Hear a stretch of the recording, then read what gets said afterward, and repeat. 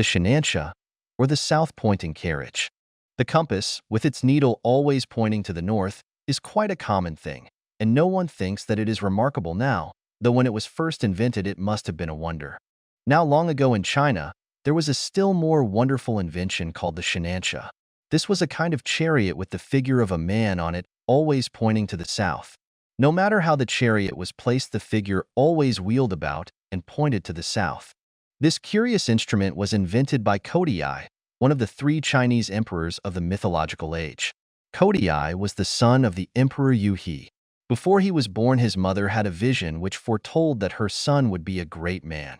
One summer evening, she went out to walk in the meadows to seek the cool breezes which blow at the end of the day and to gaze with pleasure at the starlit heavens above her. As she looked at the North Star, strange to relate, it shot forth vivid flashes of lightning in every direction. Soon after this, her son Kotei came into the world. Kotei in time grew to manhood and succeeded his father, the Emperor Yuhi. His early reign was greatly troubled by the rebel Shiyu. This rebel wanted to make himself king, and many were the battles which he fought to this end. Shiyu was a wicked magician, his head was made of iron, and there was no man that could conquer him. At last Kotei declared war against the rebel and led his army to battle, and the 2 armies met on a plain called Takaroku. The emperor boldly attacked the enemy, but the magician brought down a dense fog upon the battlefield, and while the royal army were wandering about in confusion, trying to find their way, Shiyu retreated with his troops, laughing at having fooled the royal army. No matter however strong and brave the emperor's soldiers were, the rebel with his magic could always escape in the end. Kotei returned to his palace and thought and pondered deeply as to how he should conquer the magician, for he was determined not to give up yet. After a long time, he invented the SHINANSHA with the figure of a man always pointing south, for there were no compasses in those days. With this instrument to show him the way, he need not fear the dense fogs raised up by the magician to confound his men. Kotei again declared war against Shiyu. He placed the SHINANSHA in front of his army and led the way to the battlefield. The battle began in earnest.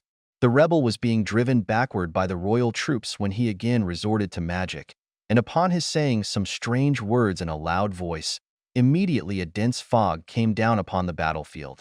But this time no soldier minded the fog, not one was confused.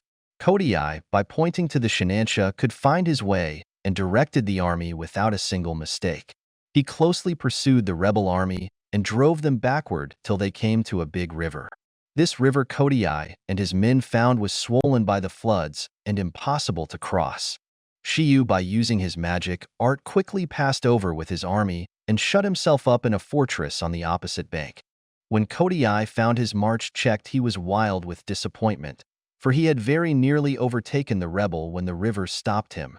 He could do nothing, for there were no boats in those days, so the emperor ordered his tent to be pitched in the pleasantest spot that the place afforded. One day he stepped forth from his tent, and after walking about for a short time, he came to a pond. Here he sat down on the bank and was lost in thought. It was autumn. The trees growing along the edge of the water were shedding their leaves, which floated hither and thither on the surface of the pond. By and by, Kotei's attention was attracted to a spider on the brink of the water. The little insect was trying to get on to one of the floating leaves nearby. It did so at last, and was soon floating over the water to the other side of the pond. This little incident made the clever emperor think that he might try to make something that could carry himself and his men over the river in the same way that the leaf had carried over the spider. He set to work and persevered till he invented the first boat. When he found that it was a success, he set all his men to make more, and in time there were enough boats for the whole army. Kotei now took his army across the river and attacked Shiyu's headquarters. He gained a complete victory, and so put an end to the war which had troubled his country for so long. This wise and good emperor did not rest till he had secured peace and prosperity throughout his whole land. He was beloved by his subjects, who now enjoyed their happiness of peace for many long years under him. He spent a great deal of time in making inventions which would benefit his people, and he succeeded in many besides the boat and the south-pointing SHINANSHA. He had reigned about 100 years when one day, as Kotei was looking upwards, the sky became suddenly red, and something came glittering like gold towards the earth. As it came nearer, Kotei saw that it was a great dragon. The dragon approached and bowed down its head before the emperor. The empress and the courtiers were so frightened that they ran away screaming.